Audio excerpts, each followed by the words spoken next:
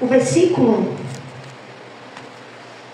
eu desejando, né, que fosse terminado o restante, a gente parou no 4, né? A gente parou no 4. E aí, o Senhor volta no 3. Vamos ler o 3. Somente o 3 é suficiente. Ele diz assim: as loucas, tomando as suas lâmpadas, não levaram azeite consigo. As loucas, tomando as suas lâmpadas, não levaram azeite consigo. O evangelho que fez uma revolução na história, que não só contada através da palavra, mas logo após os mártires também, vários homens e mulheres de Deus, grupos, se formaram e demonstraram grande poder, demonstraram grande plenitude do Espírito operando. Eles viveram um evangelho simples. O evangelho que era pregado a eles era um evangelho simples. Quando você vê Pedro convertendo 3.000 pessoas, muito mais, Filipe também, qual era a pregação que eles traziam? Eles traziam: Jesus Cristo é aquele que foi profetizado pelos profetas. Falaram sobre ele, foi aquele que Abraão creu, que Moisés creu, aqueles que os fariseus rejeitaram, mas que hoje a salvação, ele se entregou na cruz, ele sofreu martírio e ele ressuscitou ao terceiro dia.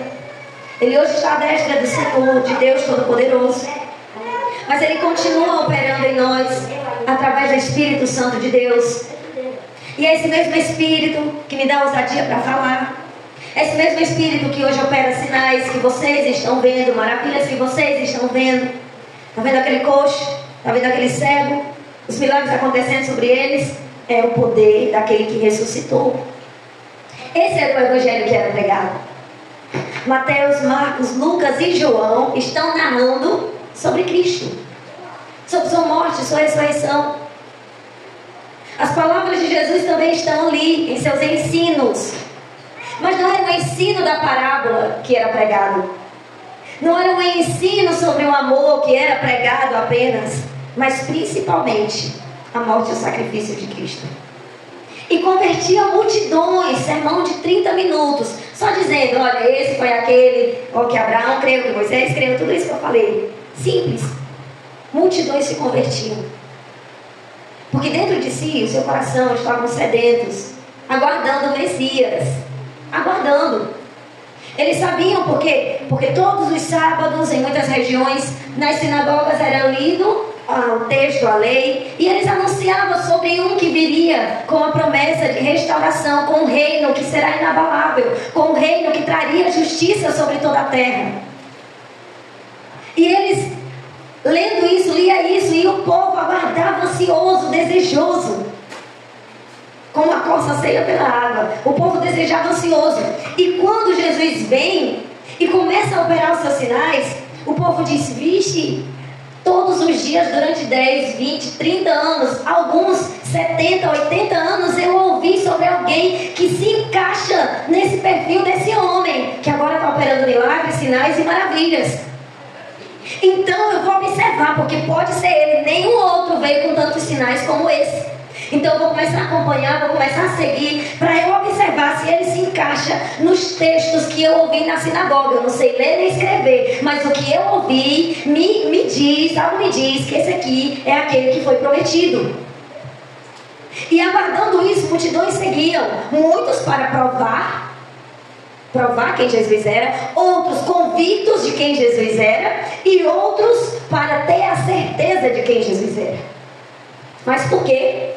Porque havia nas sinagogas a ministração, em casa as crianças cresciam, a escola não ensinava se a terra era plana ou redonda, a escola das crianças ensinava sobre a Torá, sobre a lei, sobre o prometido, o Messias. Messias, porque até as crianças aguardavam ansiosas quem era aquele que iria trazer esse reino de justiça, de paz, que iria trazer a salvação. Então, o que acontece? A mensagem da cruz era simples, bastava poucas palavras. Eles, digamos que vocês ouviam, né? Ouviam na sinagoga sobre a promessa do Messias. E aí vinha o Messias, e por vocês já ouvirem, já até decoravam a Torá, a lei, decoravam a promessa. O que acontecia? Eles observaram e bastava dizer, aquele ali, ó, é o Messias, Jesus. Ele se encaixa em tudo que a palavra diz. E o povo não duvidava, já ia atrás dele. Muitos deles, como eu disse, tinha algumas pessoas que estavam ali para confirmar, outras confirmadas já, convictos de quem Jesus era, e outras ali para provar. Porém, as multidões aumentavam porque com a convicção de que aquele era o rei que estabeleceria um reino eterno de justiça e de retidão. Quando a gente olha para as palavras que hoje têm sido manifestadas, as palavras que hoje as pessoas têm anunciado, e até mesmo aqui, nós não anunciamos mais Cristo. Nós não anunciamos mais que Ele morreu e ressuscitou. Detalhe, daquelas multidões que criam e seguiam, era uma mesma multidão que se tornaram mártires, perseguidos, que formaram uma igreja perseguida, que se entregaram verdadeiramente a Cristo. Lembre-se, uma pequena palavra, 20 minutos de pregação falando que aquele era o Messias que ressuscitou, mas que enviou seu Espírito, e agora todo aquele que crê pode receber do mesmo Espírito, se tornar seguidor de Cristo e ser participante do reino eterno. Eles acreditavam e seguiam e permaneciam em Deus. Por quê? Porque Jesus nos leva à comunhão com Deus, que é o Pai. Jesus nos leva a um muro, uma barreira de inimizade entre nós e Deus. Aí Jesus vem, quebra e diz, pode passar e acessar o Pai. 20 minutos, meia hora, falando sobre Jesus, o que aconteceu, e ainda narrando lá da antiga aliança e chegando até a ressurreição de Cristo, e até aquele momento que Pedro estava pregando. Converteu mais de 3.000 pessoas, porque as pessoas estavam ansiosas por Jesus, por essa promessa, por viver essa promessa. Mas hoje não se prega assim, porque as pessoas hoje aceitam Jesus, aceitam o sacrifício, acreditam até em Cristo, mas no decorrer do tempo desacreditam. A fé é abalada, a promessa perdida, porque o povo, ele tem hoje desinteresse sobre a volta de Cristo, desinteresse em ouvir a palavra, desinteresse em viver a palavra. Então, ao invés de uma pregação hoje ganhar uma multidão, e essa multidão ser fiel até a volta de Jesus, sendo mártires, sendo pessoas que passam por morte, tribulação, dificuldade, fome, nudez, como Paulo passou, ao invés de ser pessoas fiéis e firmes até o fim por uma pregação de meia hora ou 20 minutos, foi preciso que Paulo começasse a escrever as cartas. Porque o povo estava decaindo da fé, porque o povo não sabia o que era uma vida em Cristo, porque o povo estava se tornando idólatra, apostatando, se tornando incrédulo, o povo estava se tornando doente espiritualmente, caindo da fé, deixando de acreditar em Cristo. Naquela mesma palavra que o povo recebeu e acreditou, eles estavam desacreditando, saindo da presença dele. Sabe, deixa eu te falar uma coisa, não era para eu estar falando aqui sobre Coríntios, Efésios, não era para eu estar falando sobre Tessalonicenses, Colossenses, não era para a gente pregar sobre isso, era para hoje a gente estar vivendo o Evangelho na prática.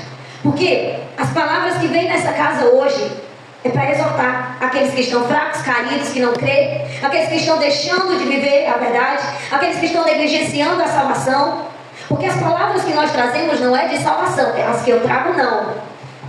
É exortação, é carão, é disciplina, é correção, porque o povo não crê. Me diga em nome de Jesus, se você cresce no que foi apresentado na primeira vez sobre o Evangelho e você buscasse no Espírito essa presença, seria necessário trazer palavras de reprovação? Seria necessário trazer palavras de confronto de pecado? Não, não seria. Os discípulos não foram reprovados.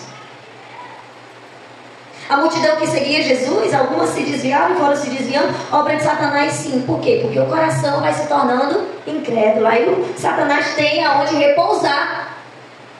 Mas se o povo tivesse vivo, com uma pregação de 20 minutos que ouviu, ou meia hora, a gente não precisaria estar ouvindo o que a gente tem ouvido. A gente não precisaria estar sendo confrontado com o que a gente tem sido confrontado. As pregações aqui, os momentos aqui seriam totalmente diferentes. Então as cartas de Paulo, ela não é para ser pregada, mas hoje é pregada por causa da doença espiritual do povo, por causa da teimosia, da incredulidade, das emoções que governam mais do que o que é correto, por causa das vontades do ser humano que ultrapassam as vontades de Deus. Porque o povo fizeram ídolos, se tornaram seus próprios ídolos, se tornaram suas próprias fontes de desejo e deixou a Cristo de lado. Então entenda, a pregação do Evangelho é simples. Você vê Jesus, pode olhar, você pode consultar as palavras de Filipe, as palavras de Pedro, as palavras do próprio Paulo, falando nos tribunais sobre Cristo. Ele só narrava sobre Cristo, sobre a morte e a ressurreição, sobre o que ele fez, sobre o que ele é em Cristo. Ele falava: eu fui alcançado, aquele Cristo lá que foram crucificados, vocês crucificaram, ele me alcançou e hoje é por ele que eu estou dando aqui testemunho. Então,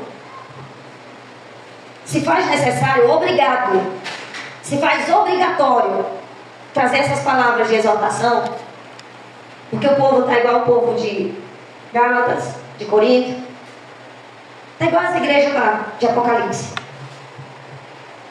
Uns se tornando incrédulos, outros negligentes, outros com fama de quem vive mas está morto. Então, o Evangelho do Senhor, mais uma vez, é simples. Mas é necessário, vendo sobre isso, meditando sobre isso, é necessário a gente ter que mover, o Espírito nos mover para outro lado. Trazer palavras como essa, como a da terça, como as que o Senhor tem trazido de exortação. Porque o povo esqueceu do simples Evangelho, da simples promessa que o Senhor fez. Esqueceu. Palavra que era suficiente para nós viver até os últimos dias da nossa vida. Sabe o que o povo representa hoje? Aquela Israel teimosa. A Israel que ele vem, limpa, lava, veste com veste de justiça, e lá está Israel se prostituindo de novo. Vai lá para o meio da estrada procurar outros ídolos. Aí vem o Senhor, corrige, volta Israel, limpa de novo, adorna de novo, perdoa de novo. E lá está Israel de novo, lá do outro lado agora, se prostituindo de novo com outros. Uma Israel pervertida, que esqueceu quem salvou, quem limpou, quem curou, quem levantou. Então, voltando, esses ensinos hoje era para quem estava com dificuldade de viver o Evangelho. Nós podemos nos encaixar nisso. Ainda Mateus 25, versículo 3. As loucas tomaram as suas lâmpadas, tomando as suas lâmpadas, não levaram azeite consigo.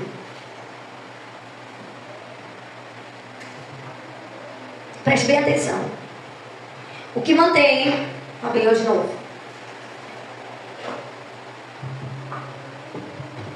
Uma lâmpada assim, ela pode se acender?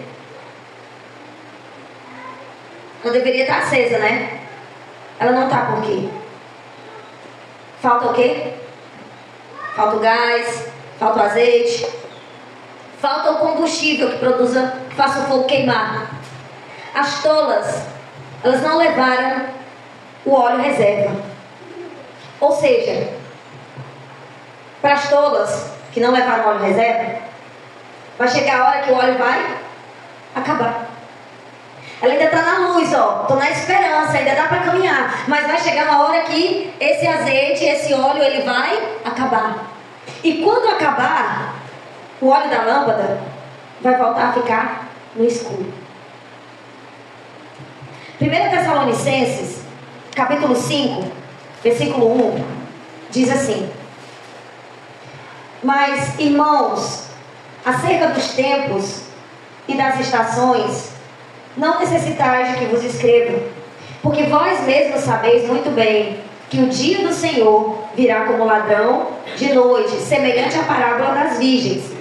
Ele diz que ele virá como ladrão à noite, pois que quando disserem a paz e segurança, então lhe sobrevirá repentina destruição, como as dores de parto, aquela que está grávida, e de modo nenhum escaparão. Mas vós, irmãos, já não estáis em trevas, ou seja, a luz não está apagada, está acesa, para que aquele dia vos surpreenda como um ladrão. Ou seja, a luz, quando se apagar, aí sim, quando o noivo vier, vai ser como um ladrão, porque está no escuro. Porque vós, todos vós, sois filhos da luz e filhos do dia, não somos da noite nem das trevas. E ele fala: não durmamos o que as virgens dormiram. Pois como os demais, mas vigiemos e sejamos sóbrios. Porque os que dormem, dormem de noite, e os que se embebedam de noite. Mas nós, que somos do dia, sejamos sóbrios, vestindo-nos da couraça da fé, do amor, e tendo por capacete a esperança da salvação. Porque Deus não nos destinou para a ira. Aleluia. Então veja bem, as tolas estavam com azeite apenas na lamparina, e por isso estavam preocupadas, porque sabia que quando esse azeite queimasse por completo, elas iriam estar no escuro, elas iriam novamente estar em trevas, e em trevas elas não conseguiriam chegar até a porta aonde estava acontecendo a festa de casamento. Então veja bem, esse versículo de Tessalonicenses, ele diz: não durmamos, sejamos sóbrios e vigiemos. Porém as 10 virgens, elas dormiram, só que elas dormiram preparadas. As 5 prudentes dormiram revestidas com a luz. Elas dormiram com a luz reserva, tendo a luz reserva, tendo a reserva de azeite garantida. Elas dormiram sim, mas elas estavam com azeite reserva e tinha a lâmpada. Porém as demais, o que aconteceu com elas? Elas dormiram apenas com a lâmpada acesa, sem azeite. Ainda que antes mesmo daquele azeite reserva acabar, aquele óleo acabar, as prudentes já estão completando, para que elas não fiquem em trevas, para que elas não se percam, para que elas não tropecem, para que elas não caiam. Porém as imprudentes não. Elas tinham apenas o da lâmpada. Apagou-se a lâmpada, estavam novamente em trevas. Apocalipse 3, versículo 3, diz assim: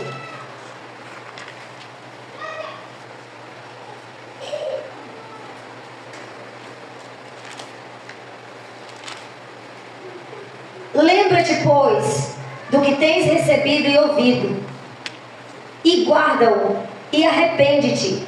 E se não vigiares, virei sobre ti como ladrão, e não saberás a que horas sobre ti virei.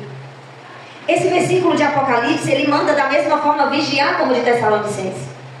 E a exortação da parábola das virgens, ela também nos ensina a vigilância. Agora, não foi elas estarem acordadas que salvou elas. A vigilância aqui que as virgens tiveram não foi estar com os olhos abertos, esperando o noivo. mas exatamente elas estarem dormindo, mas preparadas. Elas terem o azeite e elas terem, sim, a lâmpada. Essa foi a preparação. Não adianta vigiarmos nessa terra. Não adianta a gente dizer, eu vou garantir isso, vou fazer aquilo, vou me preparar nisso e nem aquilo, coisas naturais. E o espírito caindo. E a palavra fracassando. Não adianta ajuntarmos as preocupações naquilo que não nos leva para a eternidade. Nós temos que estar vigilantes no que é certo, no que vai nos levar à vida eterna. E a nossa vigilância hoje deve ser em manter aceso o Espírito Santo e manter vivo a palavra da salvação. Porque elas dormiram, todas dormiram. Mas a diferença foi, a vigilância foi, eu vou dormir preparada no Espírito, na verdade, preparada na palavra, preparada no fluir, na presença, na comunhão com o Senhor. E elas dormiram assim. E quando acordaram, não tiveram dificuldades, porque já tinha tudo.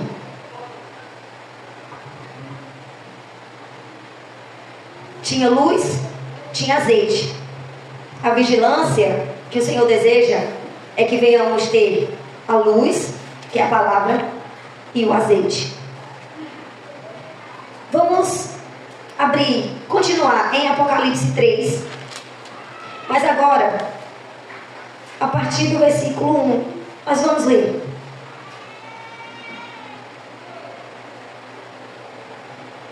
E ao anjo da igreja que está em Sardes, escreve: isso diz o que tem os 7 Espíritos de Deus e as 7 estrelas. Eu sei das tuas obras. Escute isso. Eu sei das tuas obras, que tem nome de que vives e está morto. Ser vigilante e confirma o restante que estava para morrer. Porque não achei as tuas obras perfeitas diante de Deus. Lembra-te, pois, do que tens recebido e ouvido, e guarda-o e arrepende-te. Se não vigiares, virei sobre ti como ladrão, e não saberás a que horas sobre ti virei. Mas também tem em Sardes algumas pessoas que não contaminaram suas vestes, e comigo andarão de branco, porquanto são dignas disso.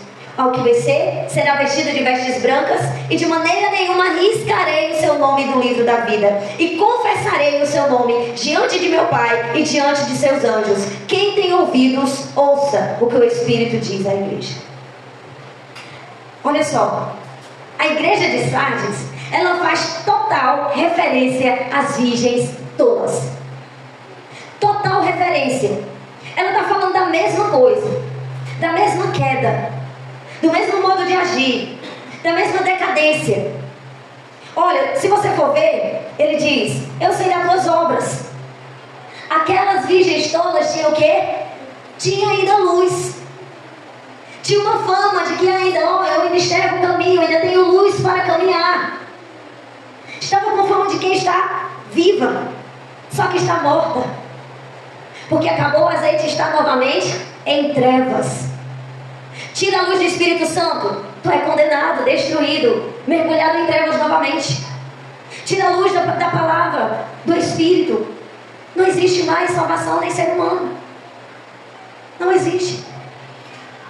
O que nos mantém vivo, o que nos caracteriza como vivo, alguém que está vivo, é a presença do Espírito e a presença da palavra. A do Espírito para nos dar convencimento e capacidade para obedecer a palavra que é luz, que é o próprio Cristo, que é a palavra de Deus.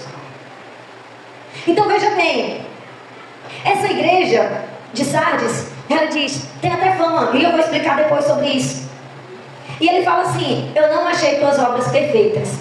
Havia falhas nas obras daquelas que estavam com a luz. Porque nessa igreja aqui, ela tem fama de quem está vivo. Aparentemente, a quem está olhando como Samuel, carnalmente, não, está viva. É uma igreja produtiva, é uma igreja cheia do Espírito Santo, cheia da presença, cheia da glória, mas aos olhos de Deus está morta. E ele diz assim: olha, achei tuas obras, imperfeitas. Lembra-te do que você recebeu. Lembra-te que aquelas 5 virgens que agora são taxadas como tolas, elas eram vivas.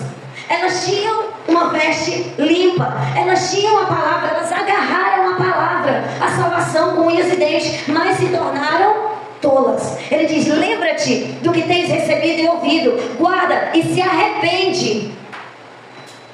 Por que precisa se arrepender? Se não houver arrependimento, o que aconteceu com as tolas? Elas foram comprar, elas foram atrás de um azeite reserva, mas chegando na porta, elas foram lançadas fora. Arrepende-te enquanto há luz. Arrepende-te enquanto há luz. Porque quando você for voltar, o noivo já tem fechado a porta. E ele diz: guarda, arrepende-te, se não vigiares, virei sobre ti como ladrão. A mesma expressão que a parábola das virgens conta.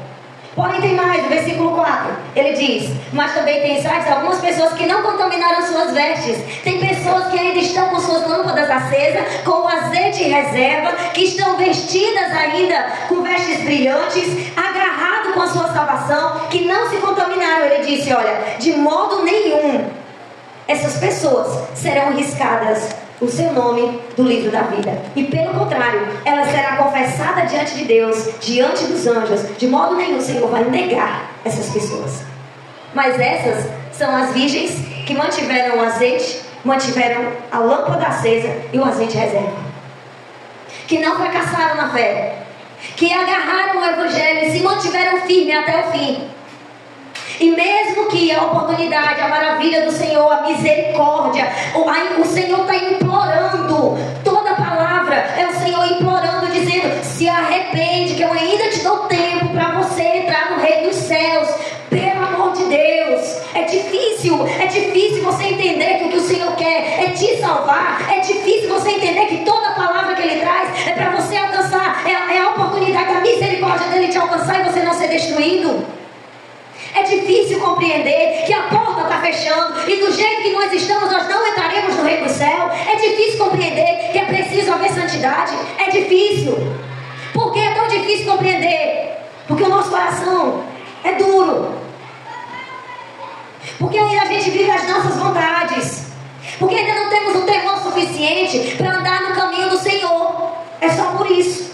Enquanto a gente estiver caminhando, deveria ser, de verdade, deveria ser assim.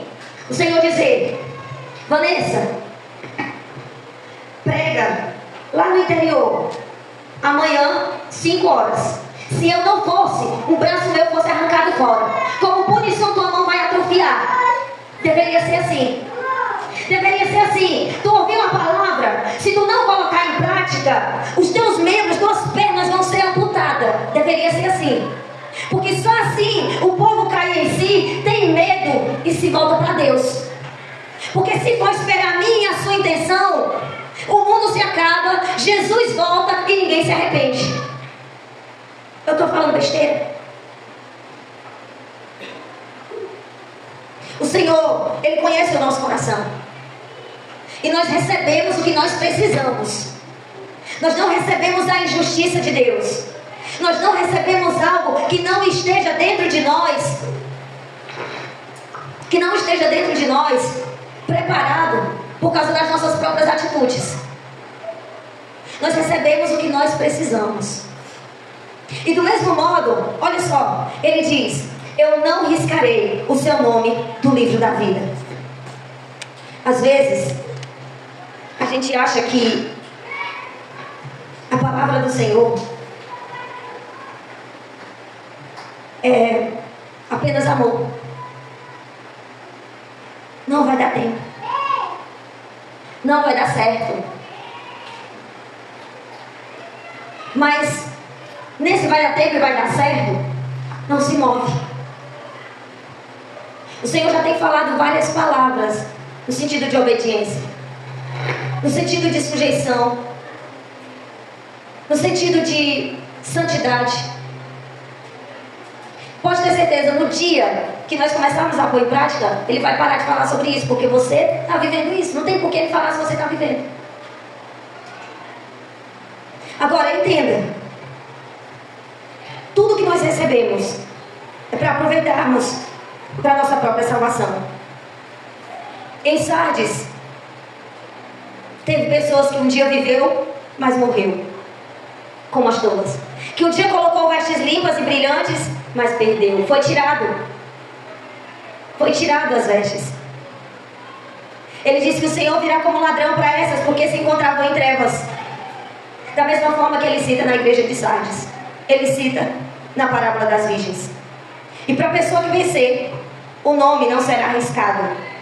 E do mesmo modo, irá ser confessado diante de Deus e diante dos anjos a vida dessa pessoa. Aceitação. Êxodo 32 diz assim: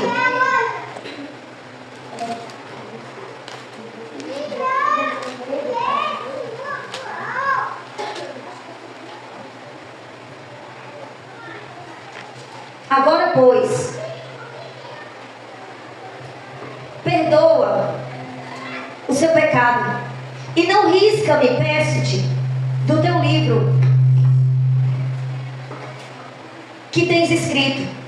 Então o Senhor disse a Moisés: aquele que pecar contra mim, a este riscarei eu do meu livro. Moisés pede: perdoa o seu pecado, não risca-me, peço-te, do teu livro que tens escrito. E o Senhor diz: olha, Moisés, eu riscarei do meu livro aqueles que pecarem contra mim. Pecarem contra mim. Você tem noção do que é isso? O nome que será arriscado do livro da vida são aqueles que fizeram aliança com o Senhor, um dia se tornaram participantes da santidade, vestiram vestes de justiça, brilharam, agarraram a salvação, mas retrocederam, pecaram contra o Senhor, sem arrependimento, se desviaram do caminho. Esses terão nome riscado do livro da vida. Todo aquele que pecar contra mim, violar as ordens do Senhor, transgredir os mandamentos do Senhor, desobedecer as ordenanças do Senhor, não seguir a ordem do Senhor, esses terão nome riscado do livro da vida. Por que terão nome riscado? Porque um dia foram prudentes, um dia carregaram a salvação, um dia tiveram vestes brilhantes, mas rejeitaram, decaíram, apagaram as vestes, se contaminaram novamente, pereceram, pecaram contra o Senhor e sem arrependimento não voltaram para Cristo, terão nome riscado do livro da vida. O Senhor diz: sem arrependimento. São aqueles que fizeram aliança com Deus, mas rejeitaram. Mas como diz aqui Apocalipse 3:3, o Senhor diz: olha, arrepende-te, se lembra das palavras, se lembra da oportunidade, se lembra dos mandamentos, das ordenanças, se arrepende e volta a praticar, que ainda tem jeito. Ainda tem jeito. Mas se não houver arrependimento, mudança de vida, metanoia, o nome vai ser riscado. Não vai entrar pelas portas para adentrar o reino de Deus. O reino de Deus não chegará a essa pessoa. O reino de Deus, o sangue de Jesus, o sacrifício da cruz, não chegará a essa pessoa. Mateus 10, versículo 32. A vontade do Senhor é salvar, nunca é destruir, nunca é condenar. E é por isso que em sua misericórdia Ele ainda nos permite ouvir palavras como essa. Porque se não fosse a misericórdia dele, ele só pregaria o evangelho. Quem creu, creu. Sabe? E era assim. Nós somos uma igreja que nós ainda somos diferentes. E eu poderia dizer que seria mais necessário nós voltarmos a praticar isso. O que é que Paulo fazia? O que é que eles foram ensinados pelo próprio Jesus? Não foi por um homem qualquer, pelo próprio Jesus. Olha, ele disse assim, ó, prega a palavra. Eis que o Senhor vem, Ele virá. Ele veio uma vez trazendo salvação, agora Ele vai trazer a salvação para os justos, aqueles que guardaram a salvação. Ele veio como homem, mas virá agora em glória para estabelecer o seu reino, para buscar aqueles que creram. Você crê? Sim. Você não crê? Amém. Tchau. Tua vida te vira. O sangue da tua vida, ó, não está em minhas mãos. Creu? Creu. Amém. Se junta para nós. Não creu? Tu e a tua condenação para lá. Quando tu quiser, tu vem atrás. O que é que nós faz hoje? Vamos fulano, vamos cicrano, vamos irmão, vai fulano, eu vou, vem, não tinha isso não, meu povo. Não tinha isso não. Quer, amém. Não quer, tu e a tua condenação, vá para onde você quiser. Era assim. Era assim. Não tinha essa insistência. Não sei o quê. Não tinha isso não. Não tinha não. Quer? Os que querem vão. Os que não querem, decida a sua vida. Eu preguei, eu fiz o papel de ensinar, eu fiz o papel de exortar, eu fiz o papel de falar sobre o plano da salvação, sobre a promessa, sobre o reino dos céus, sobre o juízo, sobre aquele que não acreditar, que não seguir, que não obedecer. Então, sabendo de tudo, ele não quer Cristo. Tchau, você conheceu o propósito do Senhor para você. Se você não aceitou, é a sua vida sobre sua vida. Mas se você quer, junte-se a nós e nós entraremos no reino dos céus. Era assim. É a Bíblia que mostra. É o ensino de Jesus. Foi o que o Senhor ensinou. Então, Mateus 10, versículo 32, ele diz assim: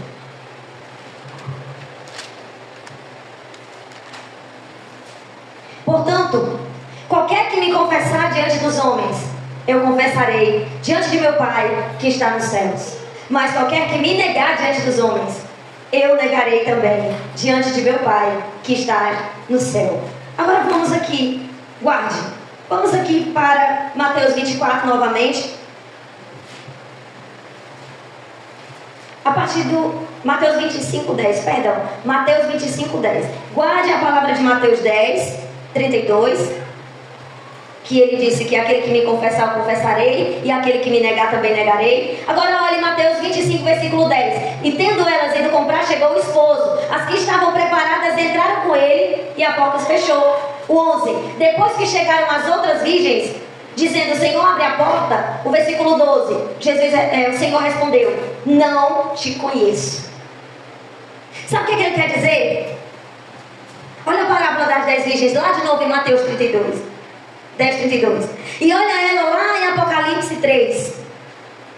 Ele diz assim, ó. Lá em Apocalipse 3:3 ele diz: de modo nenhum ele vai deixar de confessar. Pelo contrário, ele vai confessar essa pessoa diante de Deus e diante dos anjos. Olha só. Apocalipse 3, versículo 5.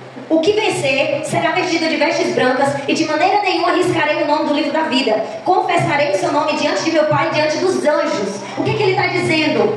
O nome das pessoas que serão arriscadas no livro da vida foram aqueles que se aliançaram com Deus, negligenciaram a salvação, deixando de dar ouvido para obedecer a palavra, quebraram a aliança, se prostituíram, e assim, sem azeite, a lâmpada também iria se apagar, voltaria a viver em trevas.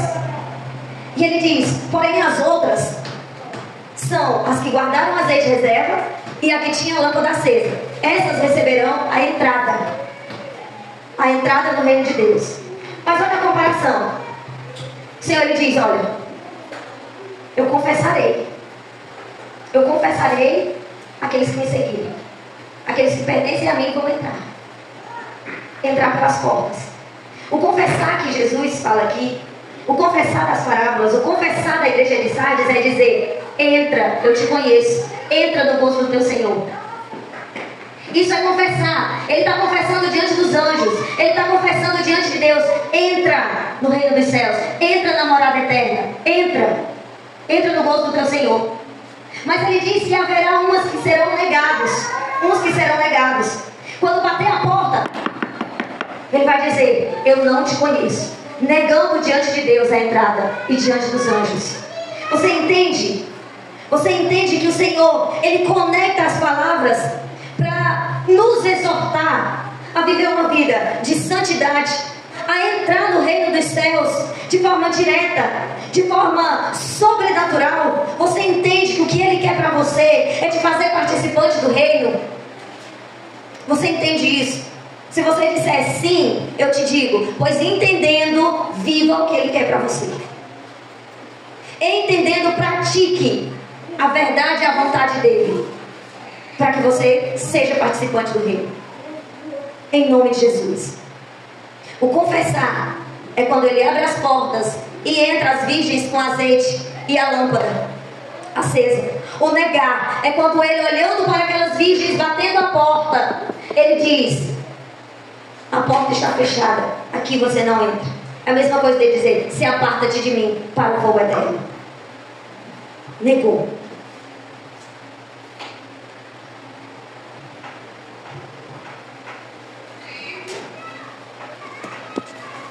De modo nenhum, qualquer pessoa em trevas, ele alcança o reino dos céus.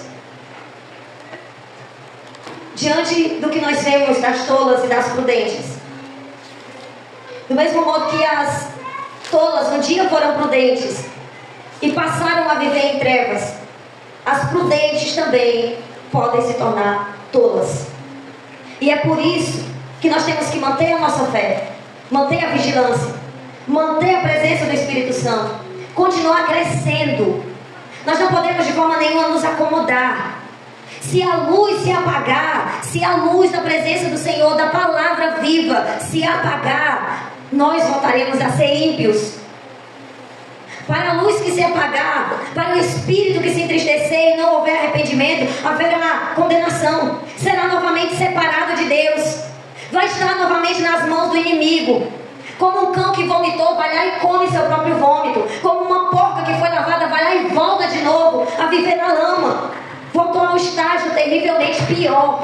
Um estágio profundamente pior. Porque conheceu da salvação, conheceu do poder de Deus, mas recusou-se a crer e andar nela. Você entende a gravidade disso? Ser cristão não é brincadeira, não. Ser cristão é levar a sério o Evangelho. Você entende que se você ouvir e não praticar, você só ouvir, você só participar, mas não praticar, você está arrecadando, acumulando ira, juízo sobre a sua cabeça. E você pode até estar achando que está acumulando bênção. Você pode estar achando que está se tornando conhecedor da palavra, participante do reino, mas enquanto o teu coração não for firmado no Senhor, as obras externas, o ouvir a palavra, o participar, seja do que for, que houver Cristo, não te salvará, mas trará sobre ti ira e juízo. Você entende o que é isso? A diferença é que você tem ouvido para se tornar o réu, para se tornar o culpado, para se tornar aquele que não obedeceu, que não honrou, que não viveu pela palavra de Deus. Essa é a única diferença. Mas para aqueles que buscam a santidade no Senhor, para aqueles que verdadeiramente querem a Cristo, vão levar a sério o Evangelho, vão viver verdadeiramente a palavra de Deus. É a nossa vida. Tudo isso aqui vai passar, vai haver uma condenação, vai haver um juízo, vai haver um tribunal, que nós iremos passar todos sem exceção. Os crentes em plenitude também vai passar. Todos nós passaremos. E é nesse dia que nós podemos, se chegarmos a quem chegar no arrebatamento e a quem estiver morto, todos irão comparecer. E é nesse dia que haverá uma sentença eterna sobre nós, porque até os mortos irão ressuscitar para passar para o tribunal. Eles não estão ainda no lugar eterno, no lugar onde eles irão habitar, morar eternamente. Todos nós passaremos. Serão abertos livros. A nossa vida aqui não é brincadeira. Como o Senhor falou da outra vez, nós não estamos aqui para construir impérios, nós estamos aqui para construir riquezas dessa terra, nós estamos aqui para fazer nossas vontades, para viver os prazeres deste mundo, mas único e exclusivamente nós estamos aqui para sermos participantes do reino e manifestar o testemunho, a sua glória, a sua palavra, aonde quer que a gente esteja. Foi para isso que a gente foi criado. Você ouvir a palavra é mais arriscado do que você nunca ter ouvido. Porque depois de você ouvir, o seu sangue sobre sua cabeça. Depois de você ouvir, não haverá mais desculpa. Depois de você ouvir, não haverá fraqueza, timidez, não haverá nada, nada que possa justificar a sua vida condenada. Somente uma coisa: a sua negligência em viver para o Senhor. Só isso vai justificar. O Senhor vai dizer: a culpa não foi de ninguém, foi sua. Porque você ouviu e não viveu, participou e não ofereceu seu coração. Somente. Se ouvir uma palavra, não há como ter culpa. Se Se ouvir o ensino, não há como ter culpa. Ah, mas ouvir uma vez é suficiente. Porque eles ouviam muitas vezes uma vez e era suficiente para se salvar, para se converter e seguir Jesus. Uma vez. Porque é o coração. E muitos, hoje, não estamos aguardando a vida de Jesus. Não estão aguardando o retorno de Cristo. Estão aguardando conquistar algo. Estão aguardando ansiosos por viver algo, por sentir algo, por experimentar de algo. E aonde está o Evangelho que te chamou?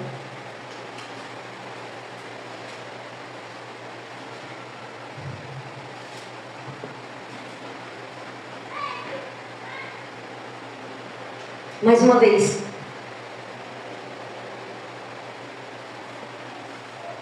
Aquele que não tem comunhão com Deus, com sua palavra, com seu Santo Espírito, para obedecer, para dar em fé, em santificação, essa pessoa está morta. Essa pessoa está morta. Pode vir para a igreja, pode ir à igreja, pode receber a oração, pode participar da ceia, pode trabalhar na obra, pode ser o pregador, o profeta, o evangelista, pode ser aquele que é o líder, pode ser o maior, pode ser a ovelha. Não tem comunhão com Deus, está morto. Morto. Não é isso que define. Não é estar na igreja que define.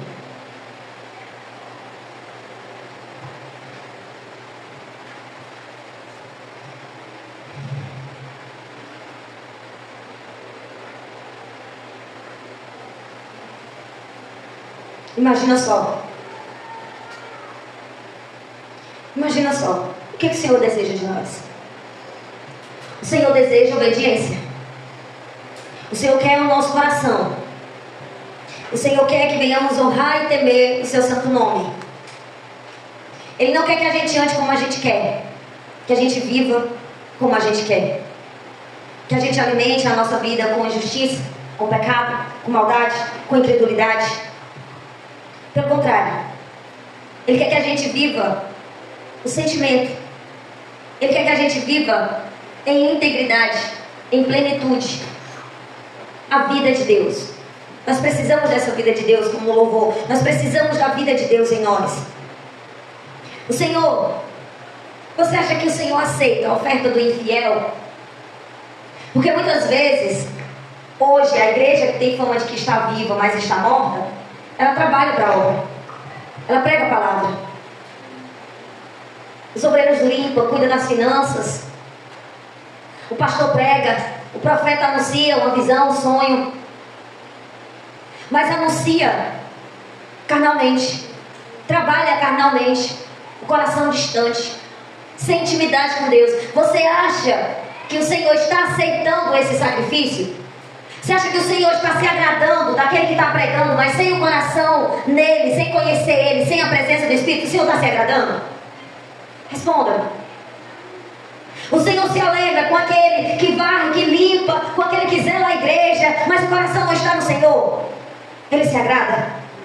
Você se agrada da oferta que é colocada ali. O Senhor se agrada com essa oferta de milhões que está sendo colocada, mas o coração sem a presença de Deus. O Senhor se agrada? Isso, o Senhor não se agrada. Pelo contrário, o Senhor abomina. Abomina, detesta, se enraivece. Ele detesta. Dá vontade de vomitar pessoas assim. Você tem noção? Deixa eu ler para você aqui. Mateus 27, versículo 6. Ele diz assim: e os príncipes dos sacerdotes, tomando as moedas de prata, disseram: não é lícito metê-las no cofre das ofertas, porque são preço de sangue. Olha só, quando Judas entregou Jesus, foi traidor, Judas brilhou, Judas carregou por um pouco de tempo o azeite, mas logo retrocedeu. E ele, entregando Jesus, com o preço, o valor do qual ele recebeu para fazer essa obra de entregar Jesus, ele foi ofertar. Mas o sacerdote disse: não, oferta imunda não. Isso aqui tem sangue, isso aqui tem culpa, isso aqui tem pecado. Aqui não. A oferta do Senhor é santa. Para o Senhor é santo. Tudo que nós depositamos, fizemos para o Senhor, deve ser santo. Rejeitaram o dinheiro. E olha que eles eram interessados em dinheiro, viu? Eles rejeitaram. Agora, os tolos agem como Judas. Negam a Jesus Cristo. Negam o seu sacrifício. Pisa no sangue de Jesus. Faz tudo ao contrário. Faz o sacrifício do Senhor ser vão. Os tolos são assim. As tolas se tornaram assim. Pisaram o sacrifício. Desprezaram a cruz. Não importa. Não importa se uma pessoa está à frente do ministério, se uma pessoa é um obreiro, ou está ali apenas para zelar com algo da igreja. Se o coração não estiver em Deus, ele não está aprovando. Ele não está aprovando. O Senhor quer a obediência. Olha só, Amós 5:21.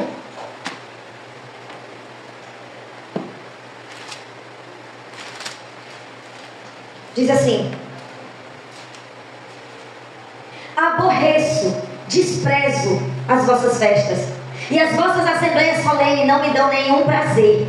E ainda que me ofereçais holocausto e ofertas de manjares, não me agradarei delas, nem me atentarei para as ofertas pacíficas de vossos animais gordos. Afasta de mim o intrépido dos teus cânticos, porque não ouvireis a melodia dos teus instrumentos. Corra, porém, o juízo como as águas, e a justiça como o ribeiro impetuoso. Ofereceste-me vós sacrifícios e oblações no deserto por 40 anos, ó casa de Israel. Antes levastes a tenda de vosso Moloque, e o altar das vossas imagens, e a estrela do vosso Deus, que fizeram para vós.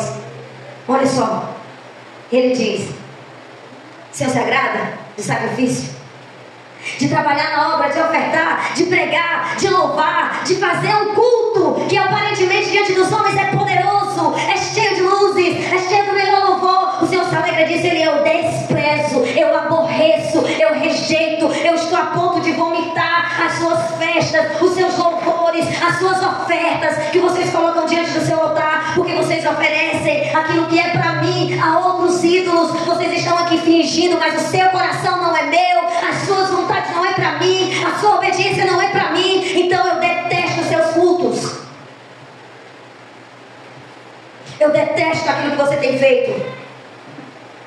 Se você faz algo, seu coração obediente para Deus, sem temor, isso é desprezado por Deus. É desprezado por Deus. Não importa se o meu coração não estiver em Cristo Jesus. O simples dar um copo com água a alguém, se não for pelo Espírito. A Juíza, ele diz, olha, o 24: afasta de mim os teus cânticos. O 23 diz: tira essa melodia, essas festas que vocês fazem, eu aborreço a todas essas festas. Agora, o que eu declaro sobre vocês que fazem isso? Que corra como um rio, que corra como uma enchente, juízo sobre a tua cabeça. Juízo. Se você tem vivido uma vida onde o seu coração não está no Senhor, onde o seu coração não está em comunhão com a presença dele, pela obediência e santidade, está acumulando juízo. Sobre esses estão acumulando juízo. Olha só, ele faz uma pergunta: será que esses sacrifícios que foi feito no deserto foi para mim? Vamos abrir novamente Deuteronômio 32. Estou encerrando em nome de Jesus.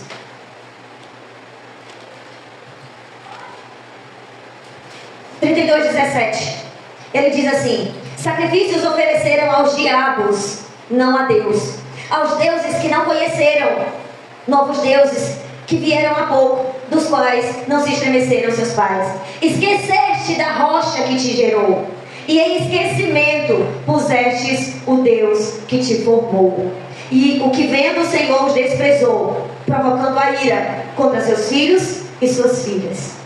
Ele diz: Você pensa que você trabalhando, agindo como pregador, como aquele que ajuda na igreja, como aquele que louva, como aquele que canta, você está ajudando riqueza, está ajudando bênção, está ajudando o olhar do Senhor? Ele diz: não, esse sacrifício que você faz de tirar seu tempo para vir à igreja, para fazer algo, para falar da palavra, ainda que seja meu nome, ele diz: é sacrifício vão, é sacrifício de tolo, porque vocês já estão oferecendo sacrifício a mim. O seu coração que está oferecendo o verdadeiro sacrifício é a outros deuses. Ele diz, olha, o versículo 18: vocês esqueceste da rocha que te gerou. Quando ele fala esqueceste da rocha que te gerou, lá vai eu novamente para as virgens. Tiveram azeite, tiveram a lâmpada, vestes limpas, brilhantes, agarraram a palavra da salvação, mas caíram, fracassaram, esqueceram da rocha, esqueceram de Deus, foram desprezados e agora tem ira sobre essa vida. Misericórdia. Misericórdia. Caíram em um determinado ponto e não se levantaram. Não buscaram mais o Espírito. Continuaram uma vida de trevas, caminhando em trevas, sem luz. E o que nós precisamos como igreja é nos arrepender enquanto há tempo. Voltando para Mateus 25, versículo 4. Ele diz assim: mas as prudentes levaram azeite em suas vasilhas com as suas lâmpadas. As prudentes, mesmo dormindo, estavam prontas. Dormiram prontas, atentas, preparadas para encontrar com o noivo. 1 João, capítulo 2, versículo 6. Diz assim: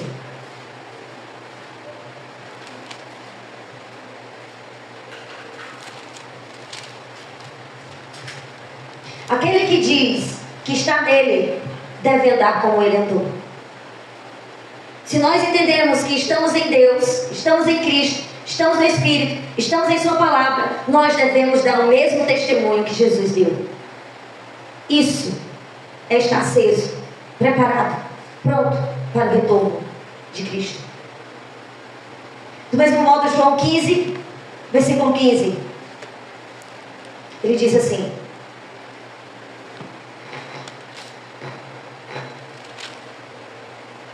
tudo quanto o Pai, já vos não chamareis servos.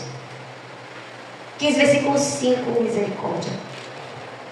Eu sou a videira, vós as varas. Quem está em mim e eu nele, este dá muito fruto, porque sem mim nada podeis fazer. Veja bem,